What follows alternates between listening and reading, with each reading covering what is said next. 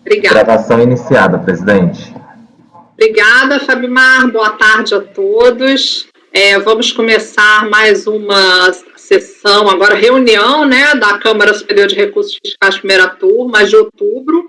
Estamos no dia 5 de outubro, na parte da tarde, iniciando os nossos julgamentos.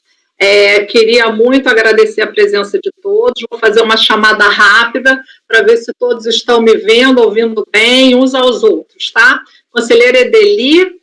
Ok, boa tarde. Conselheira Lívia. Boa tarde. Conselheira Viviane. Boa tarde, tudo bem. Conselheira Amélia. Boa tarde, presidente. Conselheiro Fernando, aí, nosso suplente hoje, seja bem-vindo. Muito obrigado, boa tarde. Conselheiro Tozelli. Na escuta, presidente, boa tarde. Conselheiro Caio. Boa tarde, presidente, escutando e ouvindo. Perfeito. Eu, Andréia, presidente em exercício, também escutando todos muito bem, ouvindo bem. Então, pessoal, vamos começar com o item número 1 da pauta, de relatoria da conselheira Lívia, o processo recorrente Fazenda Nacional, interessado é Magnesita. O patrono já está presente, Fabimar?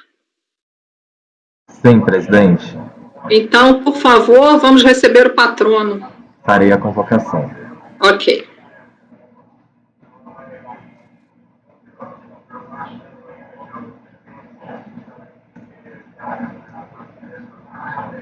Itens 1 e 10 da pauta, Dr. Tiago, seu processo será julgado agora. Por favor, verificar a mensagem privada no chat. Itens 1 e 10 da pauta, Dr. Tiago, seu processo será julgado agora. Por gentileza, verificar a mensagem privada no chat. Boa tarde, doutor Tiago, seja bem-vindo à primeira turma da Câmara Superior. Boa tarde, doutora Andréia. Boa tarde.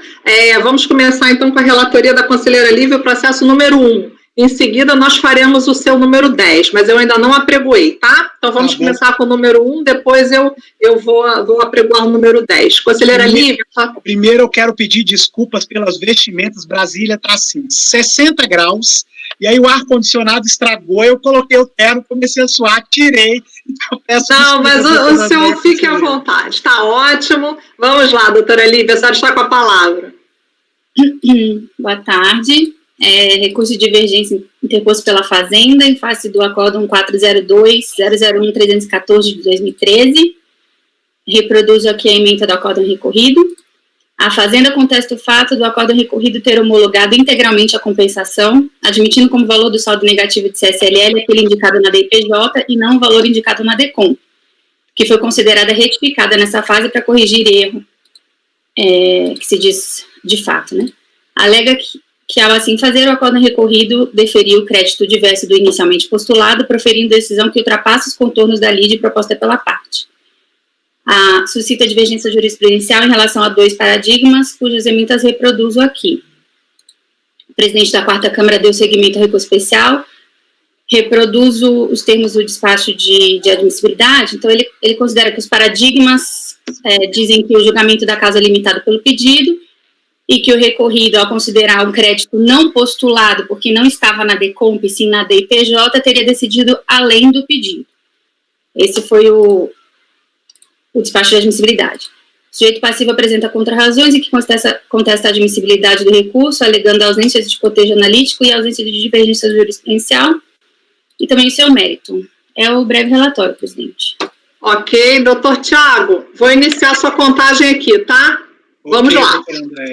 Muito obrigado, senhores conselheiros, senhoras conselheiras, luz relatora, obrigado, boa tarde. Bem, aqui, como bem delimitado pela doutora Lívia, trata-se de recurso especial interposto pela Fazenda Nacional contra um acórdão proferido pela 2ª turma da 4ª Câmara, que homologou integralmente a compensação realizada pela Magnesita e admitiu como valor do crédito um saldo negativo de CSLL que foi indicado na DIPJ e não indicado na DECOMP. No que foi considerada retificada nessa fase para corrigir esse erro material. Então, a Fazenda Nacional, insatisfeita com a decisão, ela opõe o presente recurso, insurgindo-se apenas contra a parte do acórdão que aceitou a retificação de ofício da DECOMP, alegando que o acórdão teria reconhecido a existência de créditos novos e que não constavam do pedido inicial, e, na verdade, esse fato caracterizaria aí um julgamento extra-petita. No entanto, eminentes conselheiros, o recurso da Fazenda Nacional sequer deveria ter sido admitido, porque ele não realizou, no nosso sentir, o devido cotejo entre o presente caso e os paradigmas por ela trazidos. Explico. A Fazenda Nacional, ela afirma que o acórdão recorrido, ele está dissonante com 2 acórdãos proferidos por essa corte. No entanto, ele não faz em nenhum momento o necessário cotejo com a demanda e, ainda que fizesse, essa ausência de cotejo parece ser, no nosso sentir, repito novamente, proposital, na medida que os paradigmas apontados, ele não tem nenhuma relação ou similitude fática com o acórdão recorrido. No presente caso, a 4ª Câmara, ela declarou ser possível a retificação de ofício de uma DECOMP para ajustar o valor do crédito nela indicado ao valor do saldo negativo de CSLL declarado na DIPJ e confirmado pela fiscalização. Então, resta aqui caracterizada a divergência se o recorrente deveria ter apresentado um julgamento em que o CAF tivesse negado o direito da contribuinte de ter sua DECOMP retificada de ofício para ajuste do crédito. Entretanto, aqui, doutor André, os acórdãos indicados como paradigma, eles fundamentam apenas não ser possível o julgamento extra-petita. E com o fundamento da possibilidade ou da impossibilidade de julgamento extra-petita, sequer foi aduzido no presente processo, na época do julgamento, não há dissídio jurisprudencial pretendido aqui pela Fazenda Nacional. E ainda que houvesse no mérito o acórdão recorrido, eminentes conselheiros, ele apenas declarou a possibilidade de retificação da DECOMP para corrigir um erro material na indicação do crédito. Aqui é meramente um erro material. Não há, em nenhum momento, na visão da Magnesita S.A., julgamento extra-petita. Então, feitas essas considerações aqui para poupar o tempo aqui de todos os senhores, nós pedimos aí que o recurso da Fazenda Nacional não seja conhecido. E, se conhecido, ele seja aqui negado o provimento. Muito obrigado, senhora presidente, senhora conselheiro, senhores conselheiros, mais uma vez pedindo desculpas aí pelos meus trajes. Brasília está pegando, ainda bem que os senhores não estão aqui, viu? Está um negócio horroroso. Imagina, doutor Thiago, muito obrigada. Conselheira, a senhora está com a palavra. O recurso é tempestivo, passo a examinar os requisitos para sua admissibilidade. Coloco aqui a minha introdução sobre o artigo 67 e a necessidade de demonstração da divergência jurisprudencial. Vou poupá-los da leitura.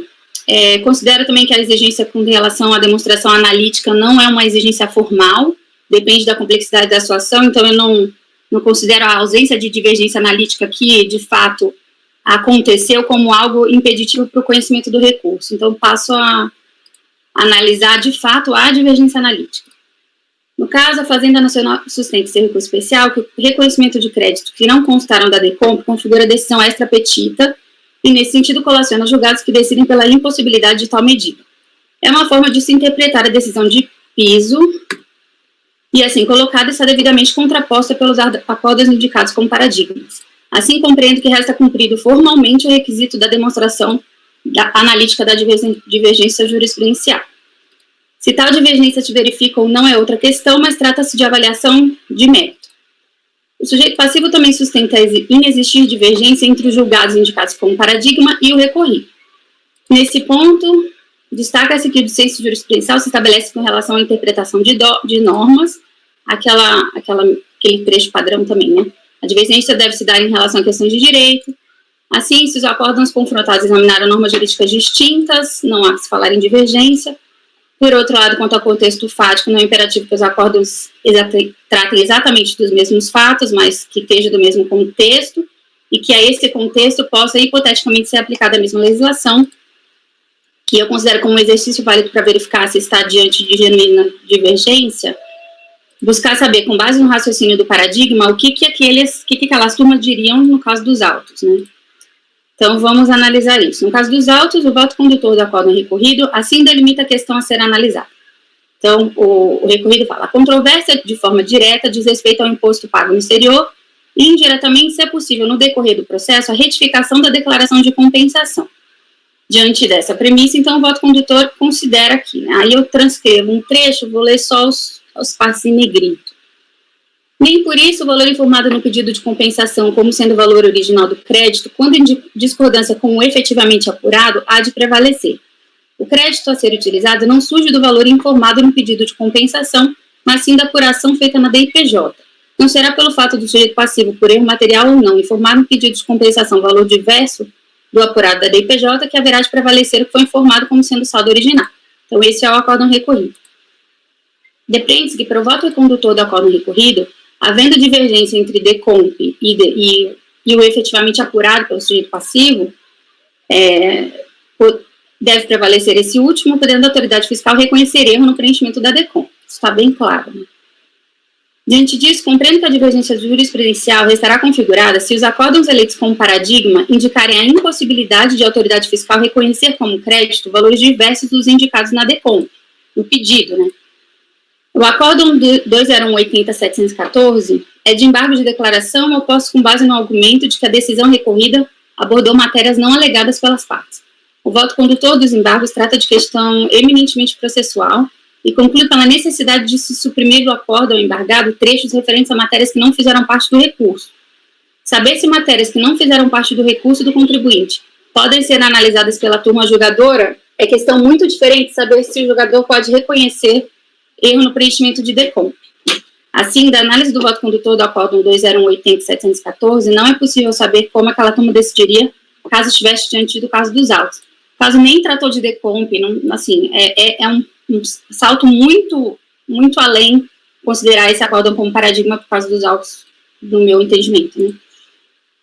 Em síntese, o acórdão 201.80.714 não pode ser entendido como paradigma por causa dos autos, já que a divergência entre os resultados das decisões se deu muito mais em virtude da diferença entre as situações postas para análise do que em razão das diferenças de interpretação sobre a aplicação de uma mesma norma jurídica a fatos análogos. A conclusão quanto ao acórdão 930301.705 não é diferente. O voto condutor desse precedente também é claro a definir a questão proposta para debate como eminentemente processual, não tendo qualquer relação com a apresentação de declaração de compensação pelo sujeito passivo com erro de preenchimento. Então, não trata de decomp e não trata de erro, que eu considero que seria algo importante, né? Aí transcrevo aqui trecho do voto, então. Ele fala, a matéria que se apresenta ao debate passa pela análise de questão processual, qual seja a possibilidade do julgador enfrentar matéria que não tenha sido devolvida às instâncias julgadoras. Aí ele fala o princípio da congruência, o julgamento da causa é limitado pelo pedido, não podendo o julgador dele se afastar. O julgado que vai além da matéria devolvida ao recurso ao colegiado viola esses princípios, e por isso ele dá provimento ao recurso da fazenda, né? Aí eu, voltando ao meu voto, para que tal precedente pudesse ser considerado como paradigma por causa dos autos, seriam necessários pelo menos 2 passos além, quais sejam, considerar a decomp como pedido, processualmente falando, quer dizer, eu não sei se essa turma consideraria a decomp como pedido, a gente sabe que isso é uma questão que não é pacífica, né? E não se admitir a alteração desse pedido nem mesmo quando demonstrado erro. Então, que é uma outra questão aí, não é só extra petita, demonstrado o erro, e acho que esses 2 passos não tão claros. Os acordos indicados como paradigma não trazem tal raciocínio, até porque você quer tratar de decomp, enquanto que para o acórdão recorrido, essa é a questão central. Então, eu considero que o recorrente não logrou êxito em comprovar a ocorrência do dissenso e oriento meu voto para não conhecer do recurso. Vocês podem votar as matérias do mérito, né? Ok, doutora Lívia, vamos fazer só a rodada de votação no conhecimento, por favor. Todos preparados para votar? Algum debate, alguma situação? Ok, conselheira Edeli. Acompanho a relatora. O primeiro paradigma é, inclusive, aquele que nós admitimos na sessão passada para apreciar aquela questão da construtora Marins, do acórdão que excluiu a multa de ofício, apesar de só ter sido pedida a invalidade do lançamento, né, que havia ação judicial. Eu chego a achar que, na verdade, os acórdãos são convergentes, né, porque o que foi decidido aqui havia sido pedido pelo sujeito passivo, né? Certamente existem paradigmas aqui que se prestariam à divergência que a Procuradoria propõe, acredito que até alguns da minha relatoria, mas, infelizmente, ela não selecionou adequadamente paradigmas. Concordo com a relatora, acompanho no não conhecimento. Perfeito. Conselheira Viviane, como vota? Acompanho a relatora também, não conheci. Ok. Conselheira Amélia? Acompanho a relatora também. Perfeito. Conselheiro Fernando? Com a relatora, presidente. Conselheiro Toselli? Acompanho a relatora, presidente. Conselheiro Caio? Com a relatora, presidente. Eu também, então, negado conhecimento por unanimidade. Ok, doutor Tiago? Vamos para o item 10 da pauta. Contribuinte recorrente é Belgo Mineira contra a Fazenda Nacional. O relator é o doutor Caio. Conselheiro, assim que estiver pronto, o senhor está com a palavra. Presidente, eu estou pronto. O acórdão já está disponível na base. Perfeito. Vamos lá, então. Obrigado. Trata-se de recurso especial da Procuradoria da Fazenda Nacional, interposto contra o acórdão 1302, final 789, na sessão de 24 de novembro de 2011, que negou o provimento ao recurso voluntário pela contribuinte.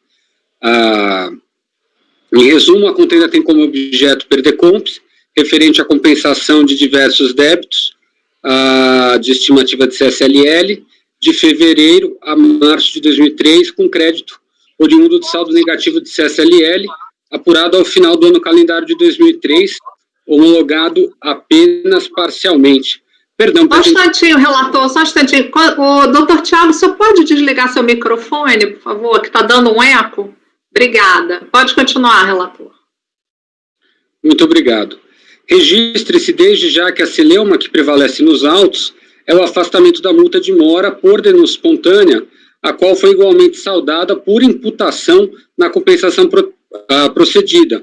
Então, como a gente já conhece, nesse caso, quando entende-se que a multa de mora ela não é afastada pela denúncia espontânea, no momento da compensação é feita a imputação proporcional, e isso dá margem exatamente a homologação apenas parcial do PERDECOMP, mas o objeto jurídico aqui é a questão se a multa de mora está ou não abarcada no Instituto da Denúncia Espontânea.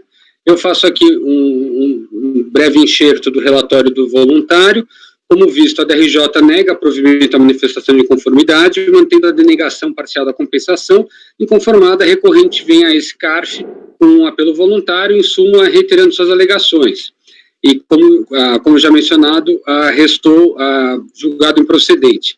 Diante de tal revés, até relatei errado, a contribuinte interpôs o recurso voluntário sob julgamento, até achei tudo muito estranho, peço perdão, demonstrando a suposta existência de dissídio jurisprudencial, trazendo decisões em que afastou-se a multa de mora no caso de denúncia espontânea, e considerou indevida imputação proporcional. Processado, o recurso especial foi parcialmente acatado, dando seguimento apenas em relação à matéria do afastamento de multa de mora pelo Instituto da Denúncia Espontânea. A posição foi mantida em exame de admissibilidade, reexame de admissibilidade. Intimada, a Procuradoria apresenta suas contrarrazões, afirmando inexistir similitude fática entre o aresto recorrido e o paradigma apresentado da matéria acatada, bem como, ao final, defende a inocorrência de denúncia espontânea por meio de compensação. Em seguida, o processo foi sorteado para este conselheiro. Esse é o relatório, presidente. Ok, conselheiro, obrigada. Doutor Tiago, mais uma vez está zerado o cronômetro, o senhor fique à vontade, iniciado. Obrigado, presidente, eminente conselheiro relator, eminente presidente, eminente julgadores.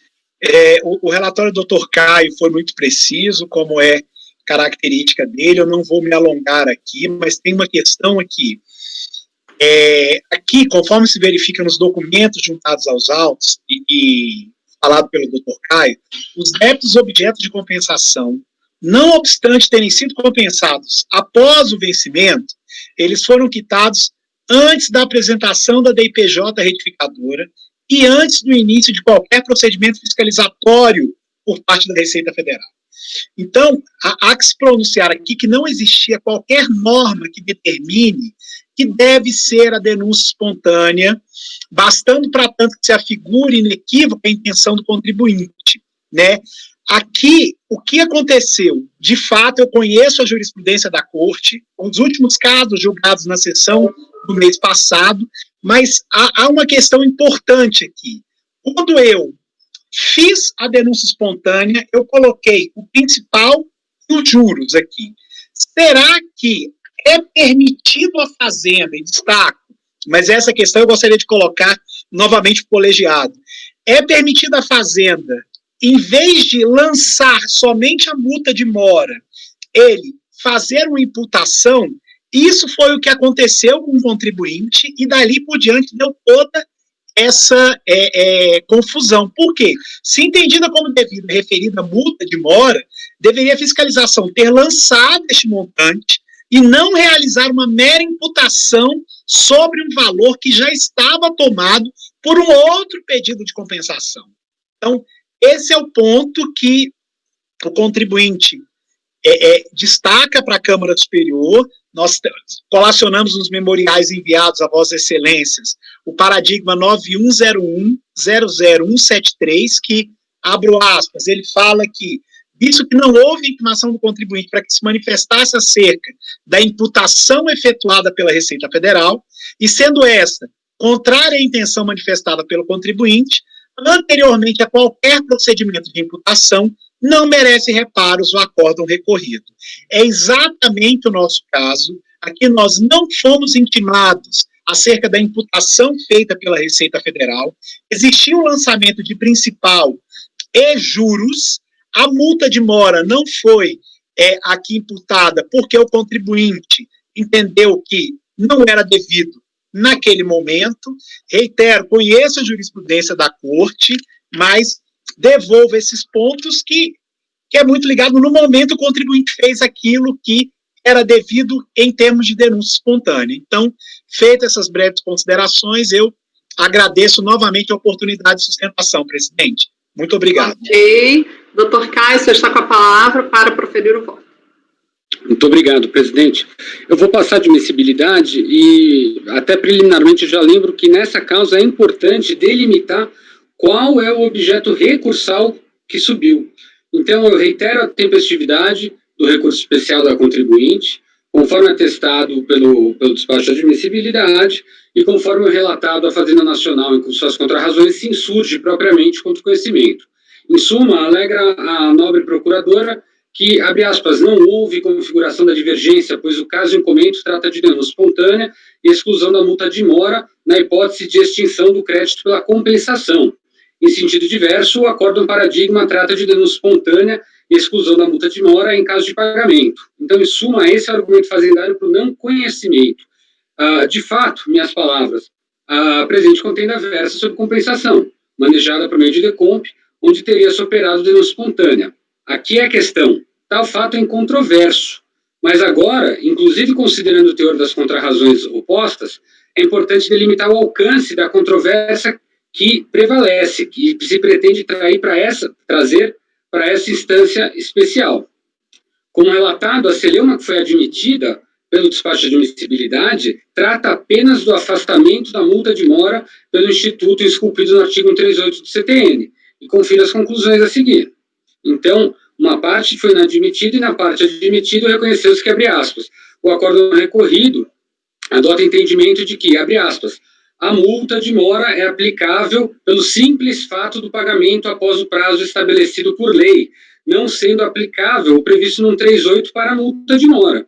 Então, a muito correta observação do despacho de admissibilidade, que identificou que a divergência reside simplesmente no afastamento ou não da penalidade pela mora da denúncia espontânea. Isso, pois, no acórdão recorrido, tratou-se de matéria de forma objetiva.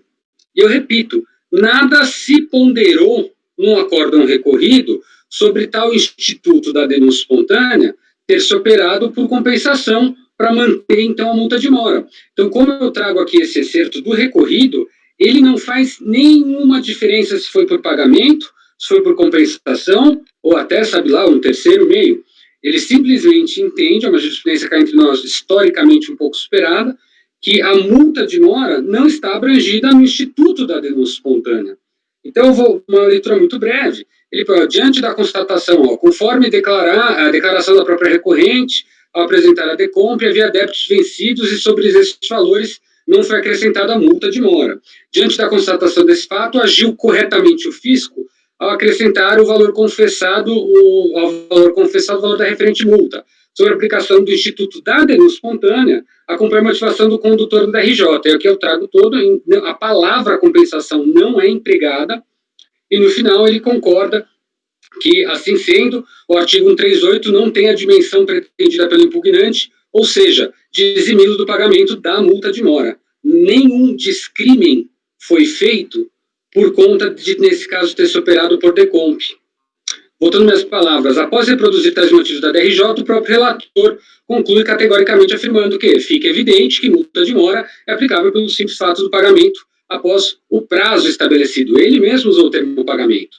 Não há dúvidas que o entendimento lá adotado e imposto contra a pretensão recursal da contribuinte é de que a multa de mora será sempre devida no pagamento a destempo, não sendo afastada pela prescrição do 138, independentemente do meio pelo qual se fez satisfazer o crédito. Essa é a matéria recorrida e preliminarmente já admitida. Ou seja, para o ratio decidente trazido no acórdão recorrido, mostra-se irrelevante a denúncia espontânea ter se operado por meio de compensação. Ainda que tal tema possa ser objeto de debate no contencioso administrativo fiscal federal, nesse presente caso, e mais precisamente nos limites da admissão do especial, não existe tal celeuma. A seu turno, o acórdão paradigma acatado já preliminarmente, que é o 9202, trata especificamente do afastamento da multa de mora, inclusive invocando o precedente do Egrégio Superior Tribunal de Justiça. A matéria aqui foi julgada nos termos do 927, do novo CPC, o antigo 54C. Dessa forma, em relação à matéria precisamente questionada, invocada no ratio decidente do acórdão recorrido, a divergência está claramente demonstrada. Então, desse modo, eu conheço do apelo da contribuinte. Doutor Caio, pode passar o mérito, depois a gente volta e julga tudo junto, tá? Obrigado, presidente. A conselheira Edeli quer falar, por favor. Conselheira, pode falar. Podemos botar o conhecimento antes? Gostaria de Podemos, só queria ganhar tempo, mas vamos lá, pode falar. Talvez signifique isso, porque eu diverjo do conhecimento. Eu acho que não deve ser conhecido, porque o paradigma trazido, ele discute o cabimento da multa de mora na hipótese do contribuinte, embora não tenha declarado em DCTF, GFIP, tem informado em DIRF um débito. Então, aí se considera, olha, um débito que consta de uma declaração que não é confissão de dívida. Então, nós temos um pagamento efetuado antes da confissão dos débitos, antes dessa confissão em declaração apropriada, então não é devida a multa de mora. E aí eu divido do relator em relação ao acórdão recorrido, porque o último parágrafo aqui transcrito traz consignado: o contribuinte faz diversas considerações acerca, que são as razões da DRJ que são adotadas pelo relator. O contribuinte faz diversas considerações acerca da apresentação da DIPJ no DCTF, onde consta a operação do débito compensado. Cabe ressaltar que, tal como já mencionado anteriormente, a própria DECOMP é uma declaração de débitos, ou seja, em um mesmo instrumento, o contribuinte declarou e extinguiu os débitos apurados. Então, entendo que o acórdão recorrido, sim, considerou, fez uma distinção em relação ao fato de ser compensação e nessas condições, não ser aplicado a denúncia espontânea, porque, ao mesmo tempo, o contribuinte extingue e declara. Diversamente já o paradigma estava diante de uma situação em que não havia declaração. Ele não contemplou essa hipótese de declaração concomitante ao pagamento. Então, eu acho que há uma dessemelhança, sim. O contribuinte deveria ter trazido um paradigma que tratasse de denúncia espontânea, afastamento da multa de mora em denúncia espontânea na hipótese de compensação mediante DECOMP. Então, por isso eu vou abrir divergência no conhecimento. Ok, conselheira Viviane, pediu a palavra, pois não. Estamos votando já, né, presidente? Vou deixar para o voto, então. Tá, então, não, pode falar, doutor Caio, tudo bem, doutor Viviane. Pode falar. Eu entendo a posição da Ideli, mas eu vou reiterar, e é super breve, que eu entendo, é natural que a gente analise sempre o julgado, e ainda é a forma mais competente, né, dentro da globalidade dos fatos e da globalidade dos fundamentos trazidos para a resolução total da causa. Mas é que nesse caso, eu pelo menos continuo lendo que, observem, o afastamento da multa de mora, ele se deu por razão puramente jurídica, no sentido de que aquele relator entendia que estava fora do Instituto de Direito a multa de mora. Então, eu reconheço as diferenças e peculiaridades que a dele traz, mas eu só repito, precisamente em relação a essa situação da multa de mora não ser afastada, ele aplicou um entendimento de direito. Era só isso. Conselheira Viviane, depois conselheira Ideli, por favor. Como voltou o debate aí, vamos manifestar mesmo, em relação a essa questão do conhecimento, porque cada caso a gente aprecia, né, conforme foi relatado e conforme foi julgado, mas a situação está bem semelhante às situações que a gente já apreciou nessa turma aqui, considerando essa distinção, né, entre o que está sendo compensado e casos que não tem essa questão da compensação, e recursos de contribuinte, recursos da PGFN, essa turma já se manifestou em relação a não considerar essa distinção, né, como suficiente para trazer justamente a divergência para o colegiado. Teve julgado unânimes aqui de julho, precedente 5013, né, 9101005013, que foi, acho que, o mais recente aqui, minha relatoria, que está bem semelhante nesse caso, do acordo recorrido ter se tratado a questão da decomp, né, da compensação específica, e os paradigmas não serem suficientes para reformar essa decisão, né, porque os paradigmas tratam de pagamento.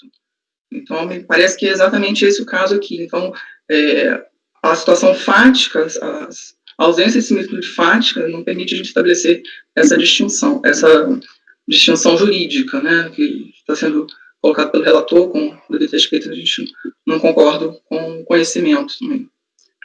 Conselheira Ideli, hoje não, conselheira Viviane. Conselheira Ideli, por favor. Eu só quero confirmar que na leitura, enquanto eu lia o voto condutor do recorrido, eu concordava integralmente com o relator, porque tem muitos casos que são decididos dessa forma, né? Os casos antigos em que se discutia simplesmente o não cabimento o fato do 138 não alcançar a multa de mora.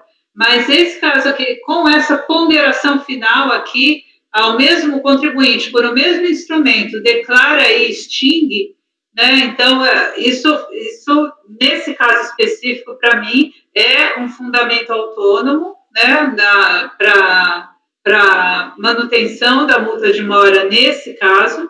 Então, e ele não é atacado no paradigma. Eu mantenho meu posicionamento. Ok, então vamos começar a votação no conhecimento. Conselheira Ideli, ratifica o seu voto, né? Abre divergência pelo não conhecimento, certo? Ok, conselheira Lívia. Eu fiquei até em dúvida se seria o caso de fundamento inatacado ou de não conhecimento. Mas aplicando o raciocínio que eu tenho aplicado, eu não consigo dizer o que a turma do recorrido, do paradigma, diria no caso dos autos. Porque o caso dos autos tem a peculiaridade de se tratar de decomp, o acórdão recorrido considera isso como uma razões de decidir, e o paradigma não trata de decomp. Então, eu não sei se ele tivesse, com um caso de decomp, o que ele decidiria, se ele consideraria que o caso está declarado na mesma hora que pago, ou se ele, enfim, tem um aspecto de fato adicional no caso dos autos que não tem no paradigma e que foi considerado relevante para o recorrido e que eu não consigo reformar a decisão do recorrido com base na decisão do paradigma. Então, eu concordo com a divergência para não conhecer do recurso. Perfeito. Conselheira Viviane, como vota no conhecimento? Como manifestei, eu também não conheço do recurso, pelas razões colocadas, não há estabelecimento da divergência, no caso, por ausência de similitude fática. Conselheira Amélia, como vota no conhecimento? Eu consigo identificar essa diferenciação que foi colocada pelo relator. Então, eu vou acompanhá-lo. Ok. Conselheiro Fernando, como vota? Pedindo vênia ao conselheiro Caio, eu também vou votar com a divergência por não conhecer o recurso. Ok. Conselheiro Toselli, como vota? Isso aqui é um caso bom para a gente ver até os limites do especial ou não, porque realmente a razão de decidir do acórdão, ela de uma leitura mais precisa, é a aplicação de um 138, independentemente do meio de extinção. Por outro lado, a gente não pode fechar os olhos de que existe uma dissimilitude, uma semelhança entre os precedentes. Então, o critério que até agora eu venho adotando é esse que a Lívia falou. Eu consigo criar uma convicção segura de que o paradigma reformaria o recorrido, e aqui eu concordo com a Lívia que não consigo.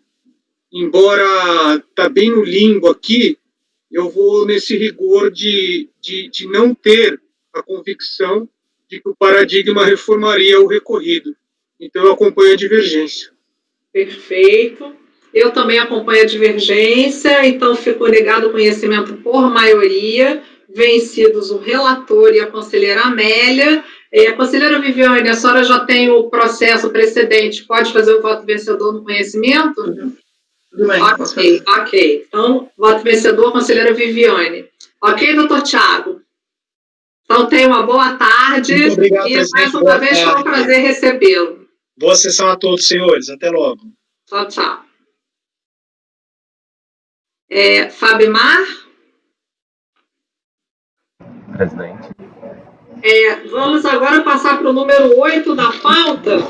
Eu vou apregoar aqui o processo. O patrono já está na sala, certo? Correto. Então é o Segima, o recorrente Segima e o relatoria do Dr. Caio. Então, pode apregoar, é o número 8. Farei a convocação, presidente. Obrigada.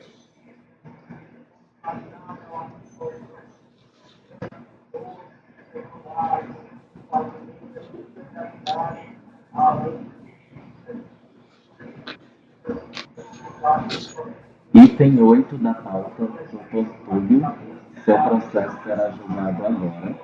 Por favor, verificar a mensagem privada no chat. Item 8 da pauta, doutor Túlio, seu processo será julgado agora. Por favor, verificar a mensagem privada no chat.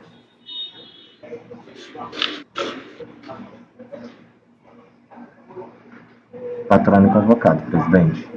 Ok, obrigada, Fabimar. Boa tarde, doutor, seja bem-vindo ao nosso colegiado. O relator Caio, quando estiver pronto, o senhor já pode começar a relatar. Muito obrigado, presidente. O processo está na base.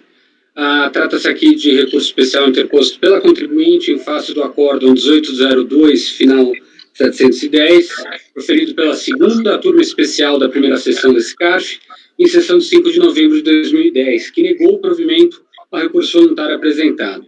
Em resumo, a contenda tem como objeto pedido de restituição, referente a saldo credor apurado nos anos calendários de 2010 anos calendários 1999 e 2000, apresentado em agosto de 2001, posteriormente, em 2006, entre 2003 e 2006, transmitem-se decompos referentes a esse período inicial.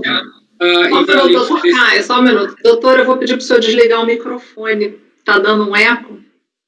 Obrigada. Pode continuar, doutor Caio, desculpa. Bem melhor, muito obrigado. Então, em resumo, trata-se de um PER referente a saldo credor apurado em 1999 e 2000. Posteriormente, entre 2003 e 2006, decompes referente a esse primeiro crédito são transmitidas visando uma compensação e o crédito foi reconhecido apenas parcialmente por meio do despacho decisório da unidade local. Então, eu já registro que a celeuma que prevalece nesse momento é apenas em relação à modalidade de prova válida para retenções de imposto de renda retido na fonte que formam um saldo negativo. Então, eu faço aqui um breve trago um pouco do relatório do recurso voluntário, no qual eu resumo que a DRJ negou o provimento à manifestação de conformidade, entendendo que só era parcialmente procedente esse crédito. Inconformada, a recorrente vem ao CARF por meio de voluntário, trazendo essas mesmas alegações, pugnando pela procedência das provas trazidas nos autos referentes ao seu crédito. Por sua vez, a turma ordinária negou o provimento ao recurso voluntário, mantendo o entendimento da carência de comprovação das parcelas de IR-fonte, entendendo pela inadequação dos meios intentados pelo contribuinte. Intimada, a Procuradoria não opõe embargos. Sequencialmente, a contribuinte impõe diretamente o especial agora sobre apreço, demonstrando a existência de dissídio jurisprudencial no CARF, referente à possibilidade de fazer a prova da retenção do fonte por outros meios, que não os comprovantes legais previstos na lei referentes a esse tributo. Processado, ele inicialmente teve segmento negado, integralmente negado, por conta do despacho de admissibilidade de folhas, concluindo que não haveria similitude fática. Certificado, a contribuinte traz agravo, e esse agravo acaba conferindo o conhecimento dessa matéria referente ao valor das retenções. Ao seu turno, a Fazenda apresentou contrarrazões, que, por sua vez, questiona apenas o mérito e não o conhecimento do recurso da contribuinte. Esse é o relatório. Ok. Doutor, olha só, vou marcar seu tempo aqui, tá? Então, vou iniciar. Boa tarde, egrégia primeira Câmara Superior de Recursos Fiscais, ilustres conselheiras, ilustres conselheiros, boa tarde. Serei muito breve. O tema em apreço já foi exaustivamente discutido nesta casa. O pleito recursal está em consonância com o entendimento desta egrégia Câmara Superior. Eu vou pedir licença para compartilhar uma apresentação em PowerPoint, que certamente ajudará a compreensão do caso. Como bem relatado... Só um momento.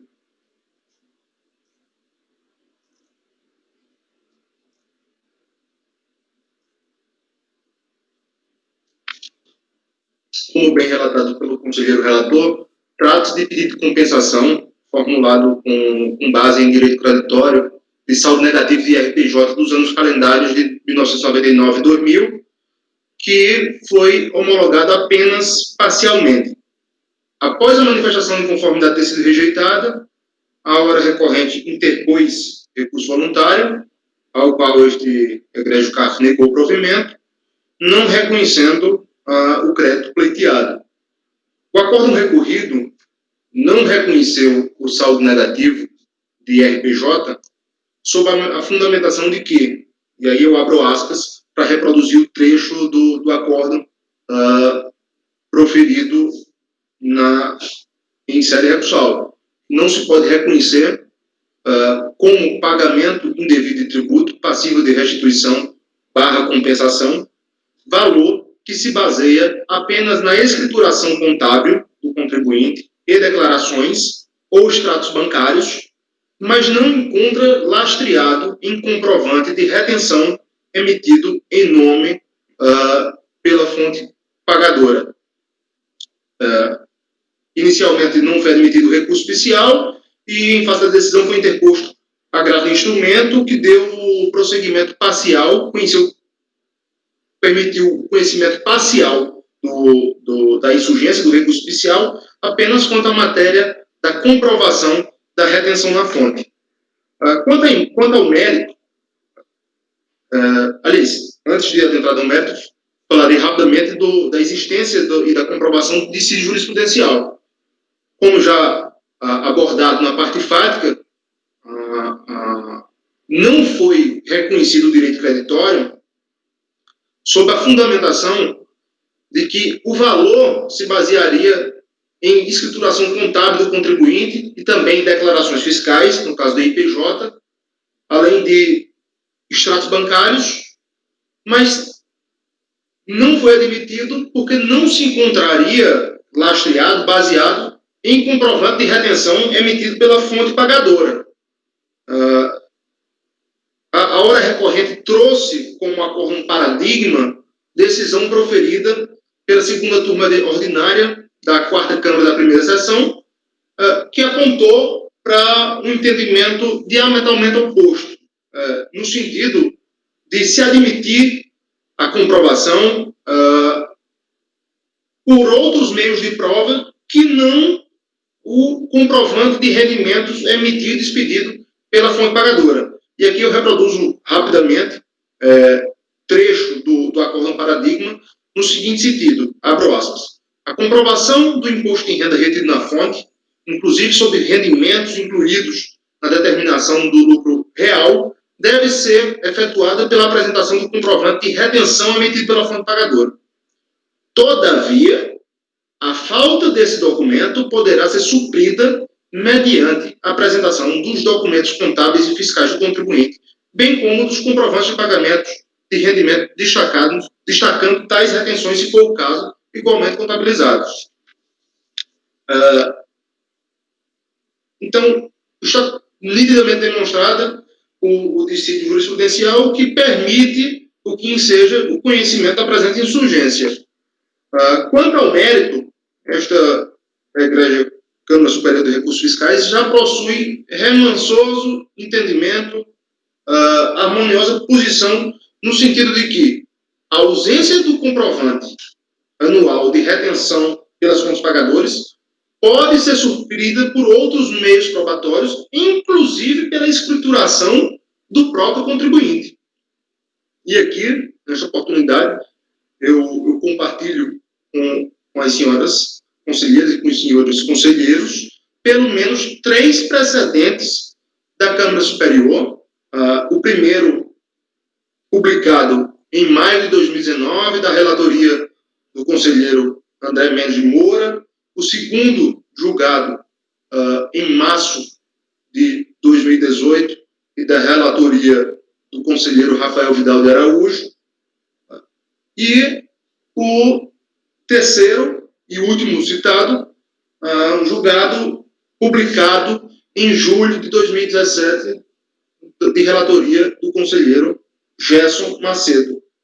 Todos eles apontando para o entendimento, perfilhando a posição de que, apesar do artigo 55 da Lei 7.450 referir a necessidade do comprovante de retenção emitido pela fonte pagadora, essa menção pelo dispositivo legal, pelo enunciado prescritivo, não quer dizer que é a única fonte exclusiva para se comprovar as retenções. De tal sorte que essas retenções podem ser, sim, demonstradas por outros meios de prova. Como o acórdão recorrido reconheceu que o valor creditório apontado no DECOMP se baseia em escrituração contábil do contribuinte, em declaração fiscal na sua DIPJ e também em extratos bancários, deve ser, portanto, reconhecido o direito creditório pleiteado no pedido de compensação. Então, nesses termos, a recorrente pugna pelo provimento do recurso, né, para que o pedido de compensação seja integralmente homologado, extinguindo, portanto, o débito tributário.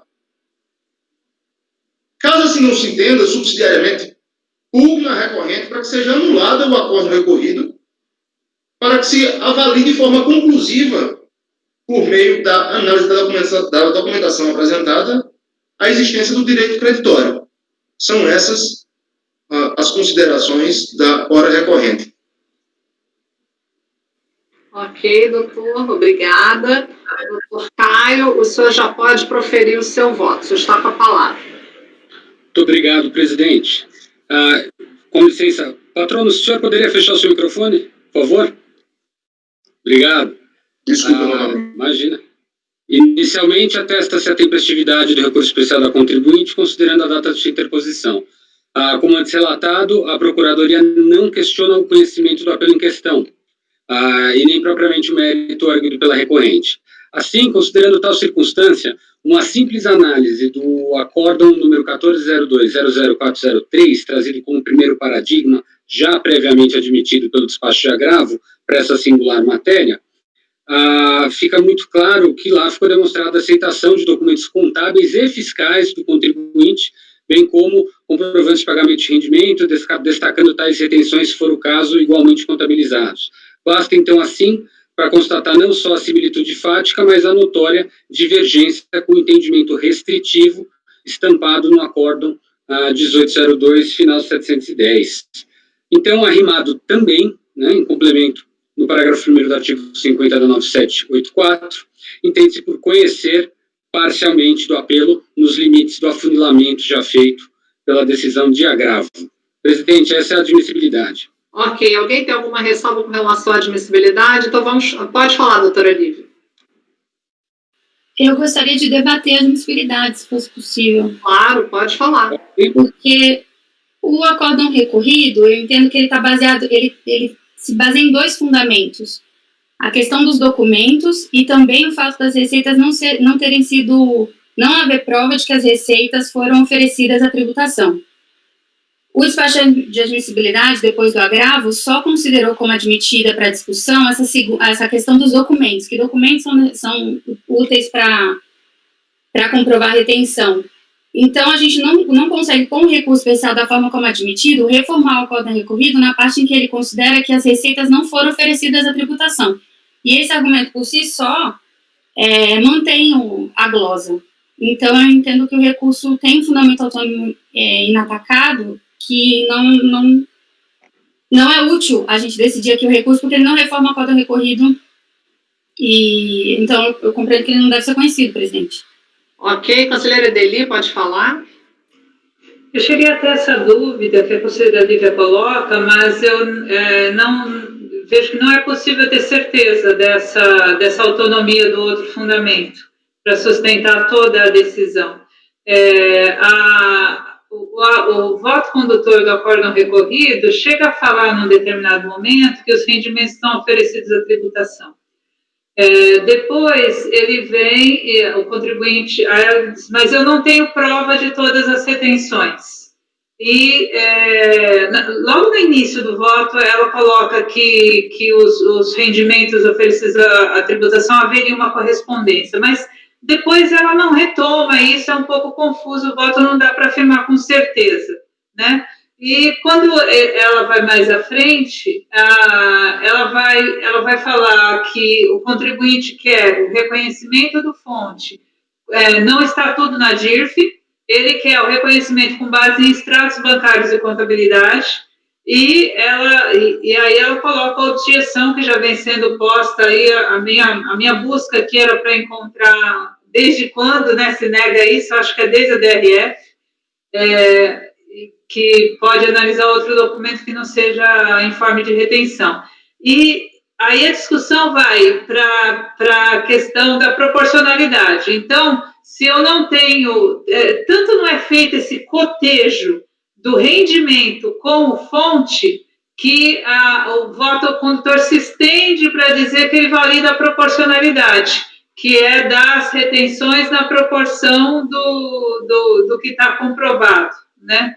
Mas, ao que me parece, a proporção é estabelecida lá em relação ao total da DIRF e o valor que ele tem para isso não precisaria, né? Deve ter tido alguma falta, assim, de comprovação de rendimentos, porque aí ele faria a proporção de rendimento com fonte. Mas o que eu posso dizer, que eu tenho certeza, além desse voto aqui, é que eu não consigo determinar se o rendimento, se eventual falta de oferecimento à tributação de rendimento é fundamento autônomo e suficiente para a decisão que foi dada. Né, eu tenho, isso não está liquidado, né, isso não está claro no voto, então, sob essa premissa, eu vou considerar que é possível que os 2 fundamentos existam e que, pelo menos em relação à comprovação do fonte, o contribuinte pode ter algum ganho se ele comprovar fonte por outros meios que não comprovante de retenção, relativamente a rendimentos que estão incluídos na base de cálculo. Né? Isso não está... eu vejo essa possibilidade. Por isso eu vejo interesse recursal, eu acho que não há insuficiência recursal aqui. Né? Existe a possibilidade de haver algum fonte comprovado por outros meios correspondente a rendimento que foi incluído na base de cálculo. Tá? Como não tem essa liquidação no voto, o voto não é claro e ele não vem claro desde o despacho decisório porque se usa proporcionalidade, então existe essa possibilidade e é por isso que eu não tenho óbice ao conhecimento. Fui eu que fiz a admissibilidade em sede de agravo, a discussão inicial era se o paradigma não decide a favor do sujeito passivo, mas porque ele não encontra nas provas contábeis, notas fiscais trazidas, a comprovação para o fonte. Então, a admissibilidade disse, olha, mas ele não admitiu essas provas, essas outras provas que não os comprovantes de retenção como prova de retenção, então não caracteriza divergência. Mas ele olhou, se ele olhou essas provas, então ele admitiu que poderiam ser provas, e nisso ele se distingue do recorrido que se negou completamente a olhar extratos de aplicações financeiras para comprovar a retenção, dizendo que tinha que ter informe de rendimento. Então, dada essa obscuridade do acórdão recorrido, essa imprecisão do acórdão recorrido, eu não vejo a insuficiência recursal que a conselheira Lívia vê. Ok, conselheira Lívia e em seguida conselheiro Caio. Vamos lá. Eu entendo diferente, porque está na ementa, né, a questão da DPJ, e na conclusão do voto, ele fala genericamente, na restituição de crédito de R-fonte não é um crédito por si só, tem que estar tributado. Aí no final dele fala, destar somente o R-fonte incidente sobre as receitas oferecidas, a tributação pode ser deduzido, então eu voto por negar provimento. Eu acho que está bem claro que ele considerou que não está, isso foi um argumento da decisão. E mesmo que eu vou admitir que ele não está falando de todas as que não foram comprovadas, eu teria que conhecer do recurso só com base nas que foram reconhecidas como tributadas, sendo que eu não sei se entende eu delimitaria ao conhecimento só da parte do que consta na DPJ, então eu vou ver se o documento não é só a DIF, o documento pode ser outra coisa, mas sempre me limitando ao que está na DPJ, porque do contrário eu vou estar reformando a recorrido numa parte que não tá lá. Conselheiro Caio, depois conselheira Edeli, depois a gente segue com a votação. Pode falar, conselheiro Caio. Eu vou tentar ser o mais breve possível, para não arrastar, mas eu entendo que no primeiro olhar parece que ele realmente explorou essa questão da oferta da tributação, mas na minha leitura, até que eu fiz a exaustão, é natural que algumas teses, o que foi efetivamente explorado de prova como premissa limitadora e prejudicial do resto, foi exatamente a carência probatória da retenção, porque é natural, a gente que julga isso, a gente sabe que, na verdade, existe uma ordem dessa prova.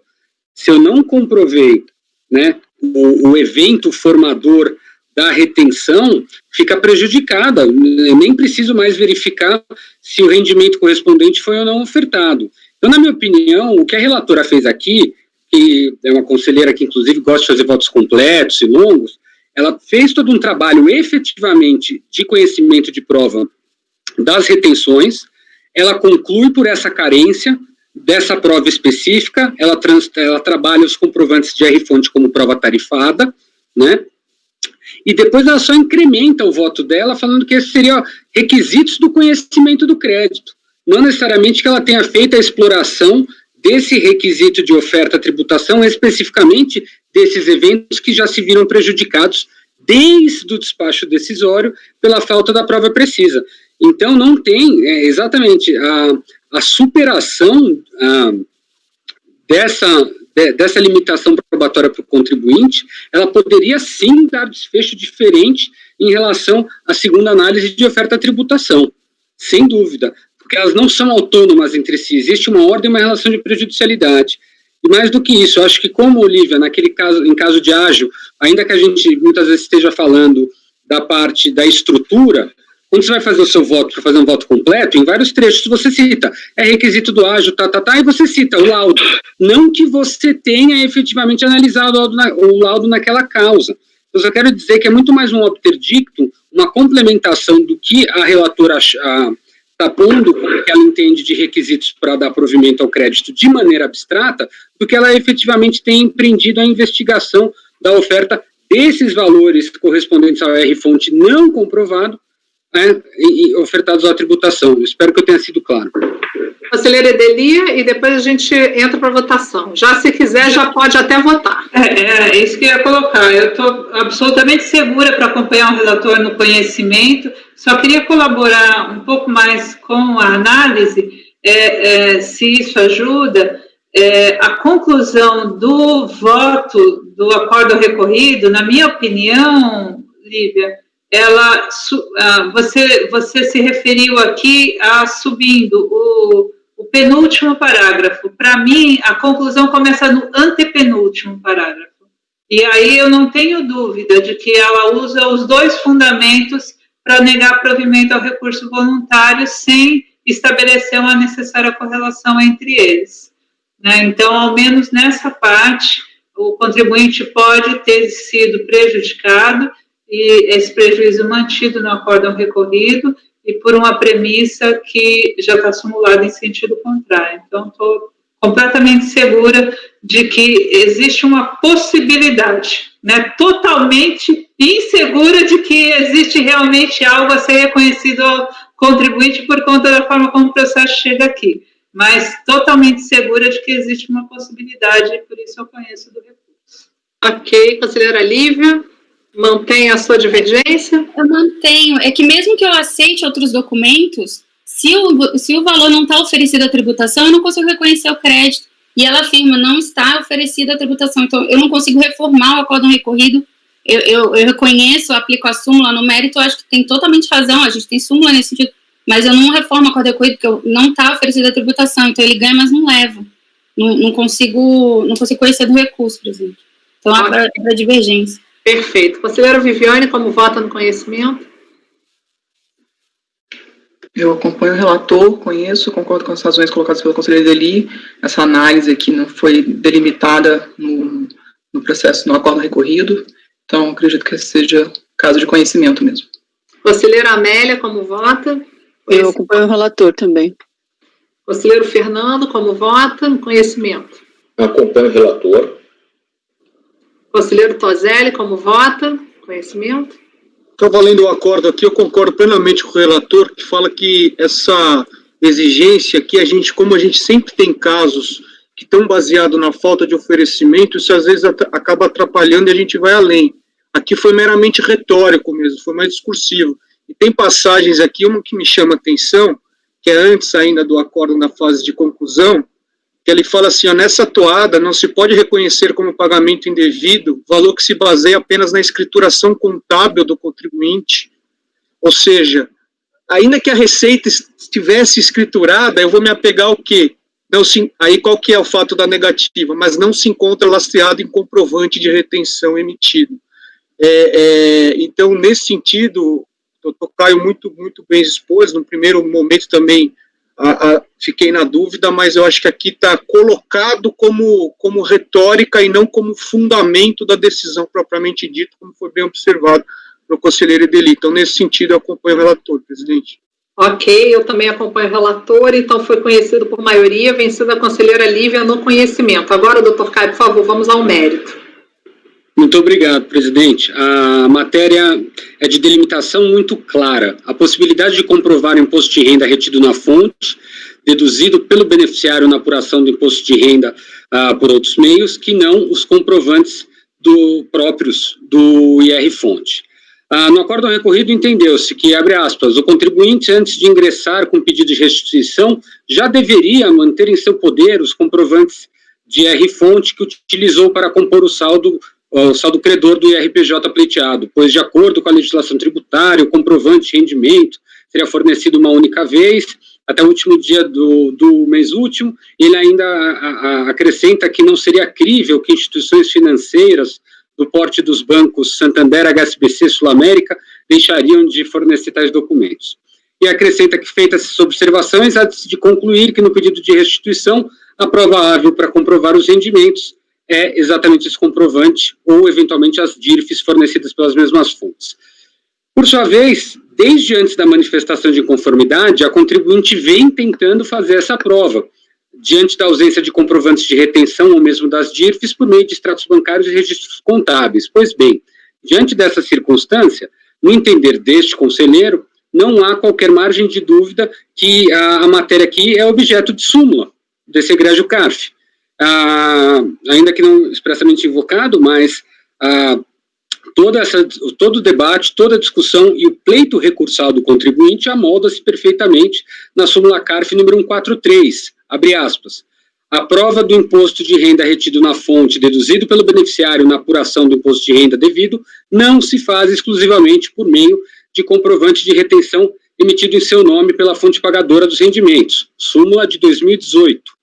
Observando os acórdãos paradigmas formadores de tal entendimento, temos que, súmula de 2019, observando os acórdãos paradigmas formadores de tal entendimento, temos que aquilo consolidado lá é exatamente a possibilidade de prova ampla, sem restrições por meio, a prova ampla, sem restrições de meios da retenção do IR-fonte. Claramente, o entendimento estampado no acórdão recorrido limitou-se objetivamente a prova específica trazida na legislação tributária referente às declarações de imposto de renda na fonte do seu comprovante. Como já visto, a súmula reza em sentido contrário, então aqui, resumindo bastante, eu estou aplicando a súmula 143 para dar provimento ao recurso do contribuinte. Posto isso, a gente tem que levar em mente que, nesse caso, é retorno. E não retorno nem para a turma, nem para a DRJ. No meu ver, é retorno para a unidade local, porque o contribuinte, tendo em vista a data do início desse contencioso, o contribuinte, antes do despacho decisório, já tinha tentado fazer essa prova, no meu entender, no que eu analisei dos autos. E ela já foi rejeitada pela Unidade da Receita Federal do Brasil. Então, eu entendo que, nesse caso, a aplicação da súmula 143, por provimento parcial do especial, determinando o retorno à unidade local para um novo despacho decisório, naturalmente dando início ao contencioso a partir daí, mais uma vez. Presidente, é como eu voto. Ok, conselheira Edeli.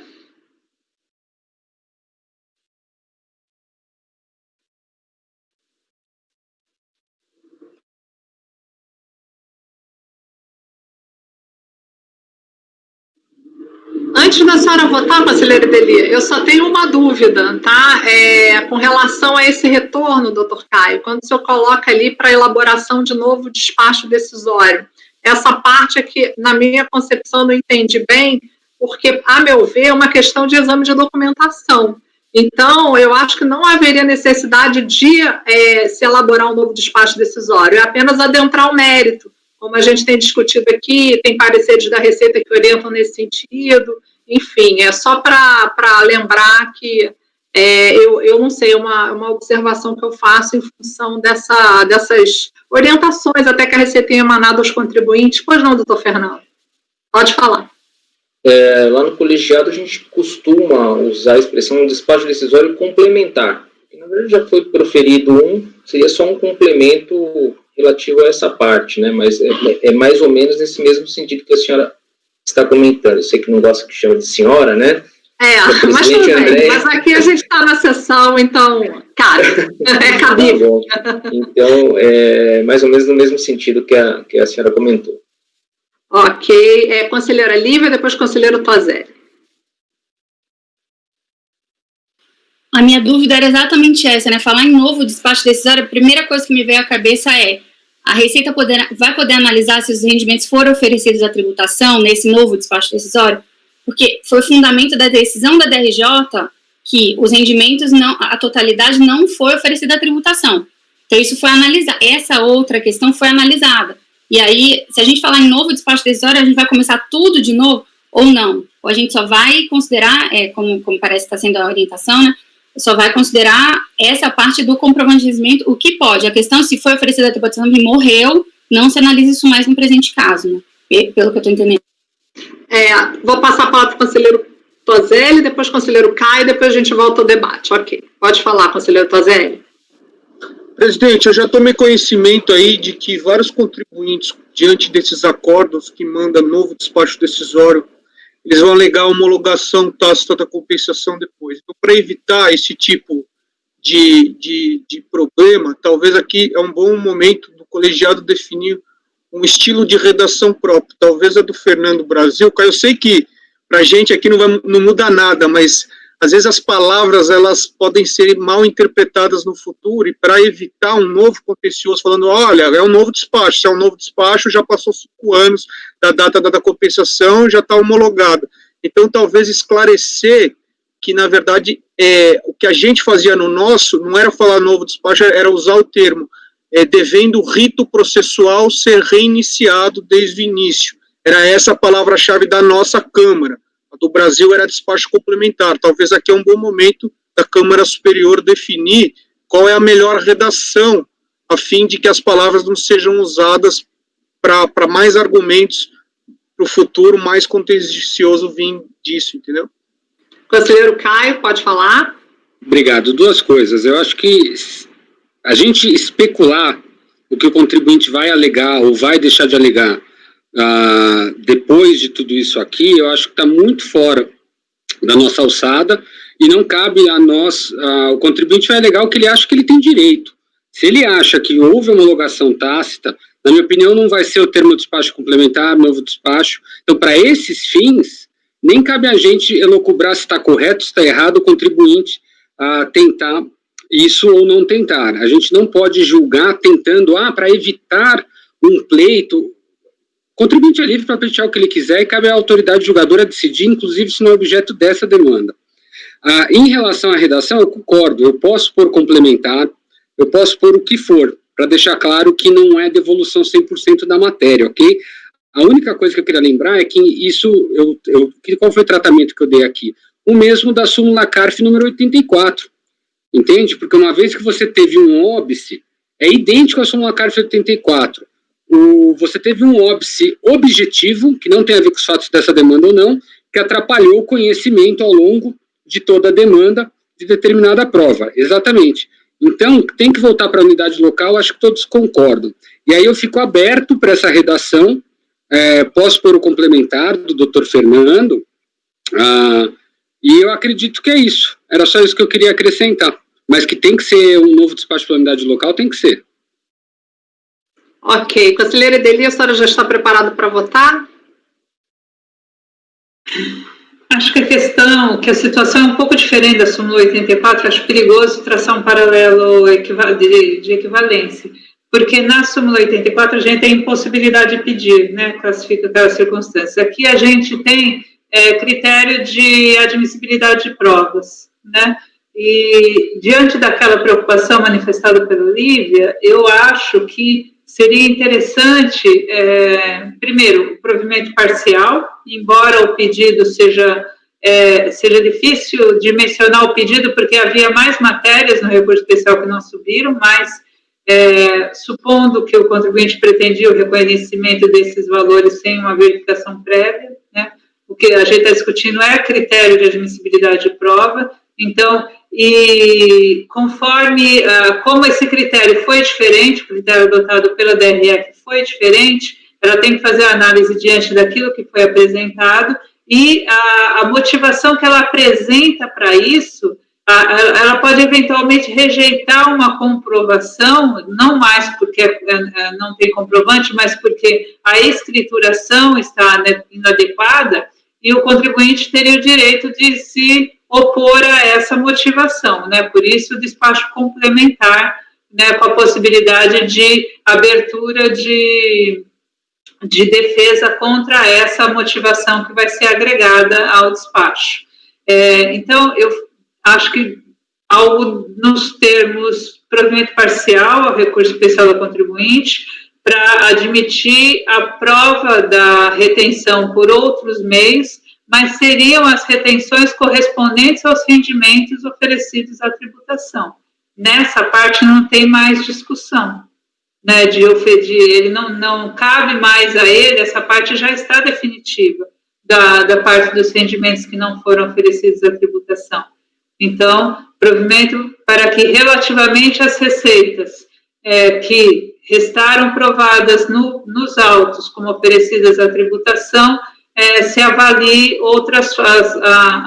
as provas diferenciadas apresentadas pelo contribuinte desde o procedimento preliminar ao despacho decisório para a comprovação das retenções na fonte. Seria algo mais ou menos assim.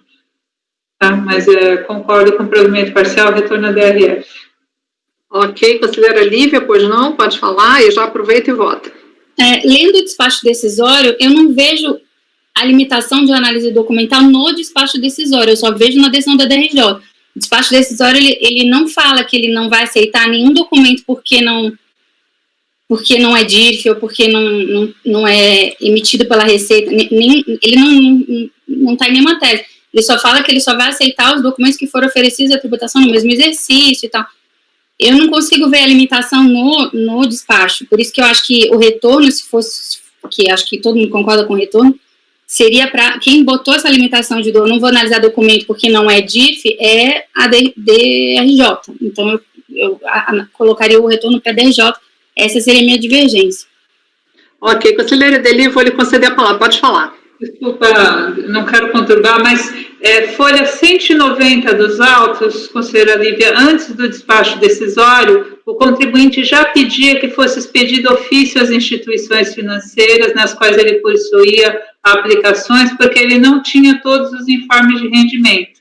E, na mesma ocasião, ele juntava a cópia dos livros razão da conta de retenção nas fontes, da prova das retenções na fonte. Tá? Então, embora o despacho decisório não tenha expressamente manifestado contradição em relação a esse pedido do sujeito passivo, na medida em que ele admite só aquilo que está informado em DIRF, implicitamente ele se recusa a apreciar essas provas. Por isso que eu concordo com o Caio no retorno para a DRF. Ok, conselheiro Caio, depois conselheira Lívia, e vamos. Muito breve, doutora Lívia, eu fiz questão de ressaltar isso no meu voto. A próxima vez, então, acho que eu me furtei, eu tentei mais rápido, né? O meu parágrafo, eu já falei isso, tá muito claro, eu ponho, por sua vez, desde antes da manifestação de inconformidade, e aí eu ponho, vide folhas 184 e 185.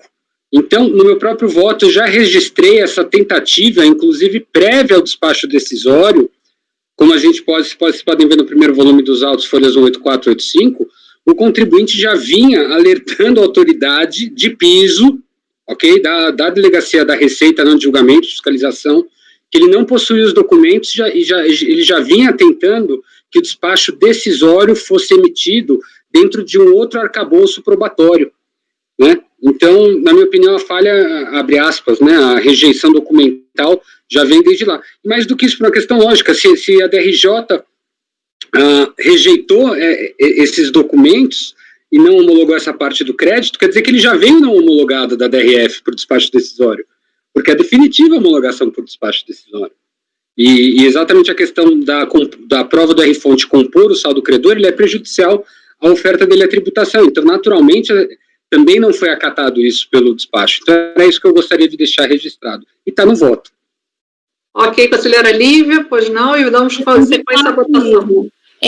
Eu vi que está no voto, o que eu não considero, não ficou claro para mim, não está claro para mim até agora, mas se vocês, simplesmente o relator está convencido quanto a isso, teve mais tempo de analisar o processo, é que o despacho decisório não considerou esses documentos, porque ele não fala especificamente que ele não vai analisar os documentos, nenhum dos documentos apresentados, né, ele não fala que vai rejeitar, e ele fala, foram apresentados documentos, folha 223, aí pode ser erro de número eletrônico e tal, né, não considero o número aqui como relevante, em que ele apresentou razão, ele parece ter considerado todos os documentos que o contribuinte apresentou. Por isso que me parece que essa não foi uma negativa que não consta expressamente e que, pela redação aqui, parece que ele considerou tudo que o contribuinte quis dizer. Ele fala em razão, ele fala em tudo. Então, foram apresentadas cópias do razão, ele não rejeita nenhum desses documentos. Então, para mim, do voto não está claro que a delegacia, que a DRF rejeitou a análise de documentos porque não era DIF. E se isso aconteceu de fato, e aí a questão de, aí teria que ter, para concluir isso, teria que ter visto os autos, mas confiarei no relator se for o caso, se isso aconteceu de fato, aí tudo bem, eu só pediria que isso, então depois de o contribuinte apresentou a manifestação, esses documentos foram rejeitados pelo despacho, aí para mim fica o link completo para eu considerar que o retorno é para a DRF. Ok, a senhora vota como, então? A senhora vota com o relator? Eu dependo de informação de fato que ou eu peço vista para olhar, ou o relator me confirma, até a doutora Edeli, parece que isso está claro, só não consegui olhar porque eu não consegui ir em todas as folhas, mas parece que para o relator está muito claro que nenhum documento foi rejeitado pela DRF, né? Se essa informação for isso mesmo, eu volto. A senhora vai aguardar. Peraí, doutor Caio, então o senhor pode falar para esclarecer, senão a doutora Lívia eu concedo a vista de mesa para ela ou a vista integral. Pois não, pode falar. Olha, eu acho que eu vou repetir o que eu falei anteriormente. O contribuinte, ele trouxe exatamente essa documentação, e aqui eu vou... Estou tentando achar... Ele fala que os documentos acima referidos não foram suficientes. Entende? Muitas vezes a carência entendeu? A própria carência da decisão, ela torna difícil você ter uma manifestação objetiva. Mas isso eu fico muito tranquilo pelo fato de que, se tratando de compensação, se a DRJ conseguiu fazer esse afunilamento, naturalmente é porque o despacho decisório também o fez, né? E o próprio despacho fala que não foi devidamente comprovado. E a gente sabe, pela nossa experiência aqui, data vênia, a dificuldade, muitas vezes, de ter umas posições objetivas nesses despachos. Se você quiser, eu posso engatar, aqui que eu falo, por sua vez, meu voto. Por sua vez, desde a manifestação de conformidade, vide folhas 8485, a contribuinte vem tentando fazendo essa prova, diante da ausência de comprovantes de retenção das DIRFs e de fontes pagadoras por extratos bancários, tendo não sido considerado desde da primeira decisão. Posso por isso, Lívia, doutora Lívia. Ok, conselheira Edeli, pode falar. Eu sugiro que ao invés de que seja acrescentado, Caio, que a delegacia não deu valor a esse pleito e admitiu somente as retenções que estavam em DIRF. Então, o fato dela não ter analisado a prova já gera a possibilidade do contribuinte ter sido de alguma forma prejudicado. Fez isso sob a premissa de que tem que estar em forma de rendimento ou minimamente em DIRF. Então, é um procedimento contrário à súmula. Então, eu acho que o simples fato dela não ter se manifestado em relação a essa pretensão da contribuinte já impõe um retorno para a DRF. Não sei se um acréscimo assim satisfaz a conselheira Lívia. Conselheira Lívia, pode falar e depois eu passo a palavra para o conselheiro Caio. Vamos ver se resolve. Pois não. Sim, eu só queria esse link porque para mim não ficou claro, mas está claro para o relator, é por isso que às vezes a gente está tão dentro do processo que está muito claro, mas as palavras traem a gente, só para deixar esse link.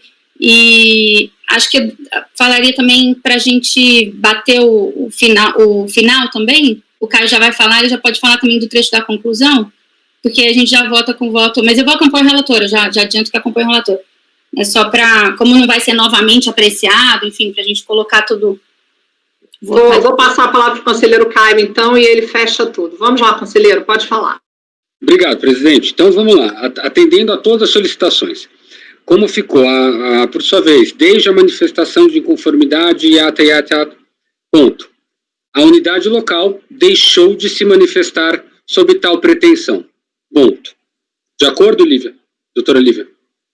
Então, eu falo que o contribuinte vem tentando fazer a prova, ponto. E a unidade local deixou de se manifestar sob tal pretensão. Como ficou o final? Então, no tópico conclusivo, antes do diante exposto.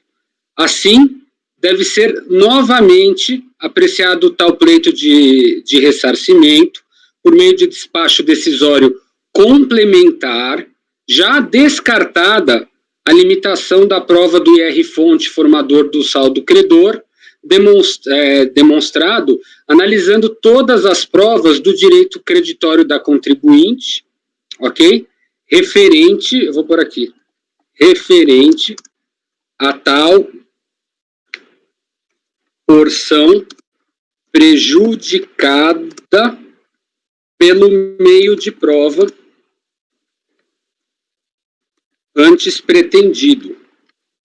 O que vocês acham? Eu tiraria esse nova, porque a gente não tá fazendo nova análise, a gente está devolvendo para que a unidade de origem faça análise. É simplesmente exame probatório. A formação do despacho decisório, a forma do despacho dela está perfeita, não houve cerceamento de direito de defesa, a autoridade ela é a correta, então a questão é só exame probatório. Pode falar, doutor Caio. Doutor André, na verdade, eu entendo, mas o espírito da súmula é que há cerceamento de defesa quando ele não conhece esse tipo de documentação que agora está determinando. Perfeitamente, a gente está mandando conhecer a documentação e fazer o exame da análise das provas. Então, exatamente isso. Mas pode falar, doutor, pode falar. Depois eu passo a palavra para o senhor. Eu queria saber, então, a palavra que eu tenho que retirar. Para mim, o que me incomoda é o nova. O novo exame. Não tem novo exame. O exame ele é o mesmo desde que a lide começou. Só que não foi analisado, as provas não foram analisadas como deveriam. E por conta da súmula, que é do CARF, a gente deve mandar voltar para que esses documentos sejam analisados. Mas pode falar, doutora Ideli. Talvez atenda isso. Assim, deve ser complementada a apreciação do pleito de...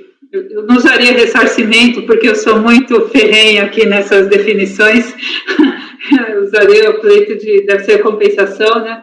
Deve ser complementada a apreciação por meio de despacho decisório, né? Descartada a limitação da prova, analisando todas as provas do direito creditório referente a tal porção prejudicada, pela forma antes pretendida, conferindo,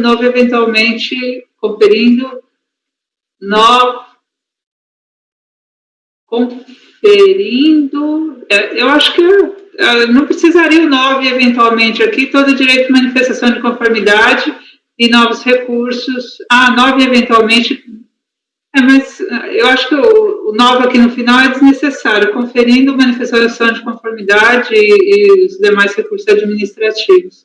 Seguindo o rito, segue o rito. Como eu disse, acho que ao invés de falar de novo, falar em complementar desde o início, complementar a apreciação. Doutor Caio e doutora Lívia, pode falar. Doutor Caio primeiro. Então, vamos lá, entendi. Vou fazer outra proposta. Assim, deve ser apreciado tal pleito de ressarcimento por meio de despacho decisório complementar, já descartada a limitação da prova do IR-fonte formador do saldo credor demonstrado, analisando todas as provas do direito creditório da contribuinte referente a tal porção prejudicada pelo meio de prova antes pretendido, conferindo todo o direito de manifestação de conformidade e novos recursos administrativos, e recursos administrativos. A palavra novo não existe, ok? Aí como ficaria? Pode falar, pode concluir. Aí ficaria diante exposto, voto por conhecer do recurso especial da contribuinte para dar-lhe provimento parcial, afastando as limitações dos meios de prova do IR-fonte formador do saldo credor supostamente apurado, determinando o retorno dos autos à DRF competente da sua jurisdição para o procedimento e análise material de procedência dessa porção prejudicada do pedido de restituição apresentado por meio de despacho decisório complementar. Acabou. Conselheira Lívia, pode falar. Lá no comecinho eu coloquei quanto ao valor declarado em DPJ, porque é só isso que a gente vai analisar, né? Não vai poder produzir prova de que, enfim. Então, aqui é só o valor que foi declarado. O que não está declarado não está na lide, mas morreu lá no...